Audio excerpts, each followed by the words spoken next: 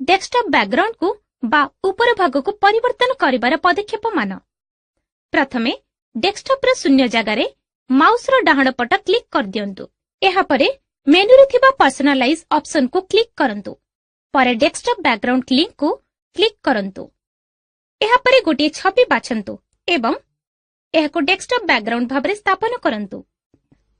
शेषरे परिवर्तन गुडी का संचय करिबा पई सेव बा संचय बटन को क्लिक करंतु। जदि आपण स्क्रीन सेवर को परिवर्तन करिबा पई चाहंती तेबे एही पदक्षेप गुडी को अनुसरण करंतु। प्रथमे डेस्कटॉप शून्य जगार दक्षिण क्लिक करंतु। एहा परे पर्सनलाइज ऑप्शन को क्लिक करंतु। परे स्क्रीन सेवर लिंक को क्लिक करंतु एवं परे स्क्रीन सेवर मेनू को क्लिक करंतु एवं तालिकारु एक स्क्रीन सेवर बाछंतु।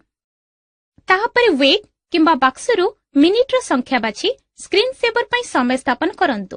परे स्क्रीन सेवर को प्रीव्यू करिबा पई प्रीव्यू बटन को क्लिक करंतु। परे स्क्रीन सेवर को अप्लाई करिबा पई अप्लाई बटन को क्लिक करंतु। शेषरे परिवर्तन को संचय करिबा पई ओके बटन ने क्लिक करंतु। आपणकर नूतन स्क्रीन सेवर संचय होई जिवो। रोहन वर्तमान एहाको मने रखिबे। गोटे कंप्यूटर रे जे कोनसी स्वयं संपूर्ण तथ्य जहा ऑपरेटिंग सिस्टम एवं निर्दिष्ट प्रोग्राम गुडी करे उपलब्ध होई थाए ताको फाइल कहा जाए। गोटे फाइल एक डॉक्यूमेंट, चित्र, गीत किंबा एक सिनेमा होई पारे। अनेक फाइल गुडी को गोटे जगह रखिबा पई गोटे फोल्डर तयारी करा जाय थाए। कंप्यूटर रे जे कोनसी ड्राइव रे आपण फोल्डर तयारी करि परिबे। आपण ए गुडी का डेस्कटॉप रे मध्य तयारी करि परिबे। गोटे फाइल किंबा फोल्डर तयारी करिबा परे आपण एहाको रीनेम, कॉपी, पेस्ट अथवा जदि आपण को एहा अदरकारी लागे तेबे विलोप मध्य करि परिबे। आमे कोनसी ड्राइव रे किपरि भाबरे नुवा फोल्डर को तयारी करि परिबा? सहज, केवल एही पदक्षेप मान अनुसरण करंतु। प्रथमे आरंभ मेनू को घुंचाइबा पई आरंभ बटन को क्लिक करंतु। परे कंप्यूटर विंडो किंबा विंडोज एक्सप्लोरर देखिबा पई कंप्यूटर बटन को क्लिक करंतु। परे डी ड्राइव रे थिबा उपादान गुडी को देखिबा पई एहार आइकन को क्लिक करंतु। परे नुआ फोल्डर रे तयारी करिबा पे मेनू बार रे थिबा नुआ फोल्डर ऑप्शन को क्लिक करंतु। आपण नुआ फोल्डर को नाम मध्य देई परिबे एवं एंटर दबांतु। आपण फोल्डर भितर आउ एक फोल्डर रे तयारी मध्य करि परिबे जहाको सब फोल्डर कहा जाय। फोल्डर को सिलेक्ट करी एहाको खोलंतु। फोल्डर रे शून्य जगह दक्षिण क्लिक दियंतु एवं पॉप अप मेनू को प्रथमे नुआ को ओ परे फोल्डर को सिलेक्ट करंतु।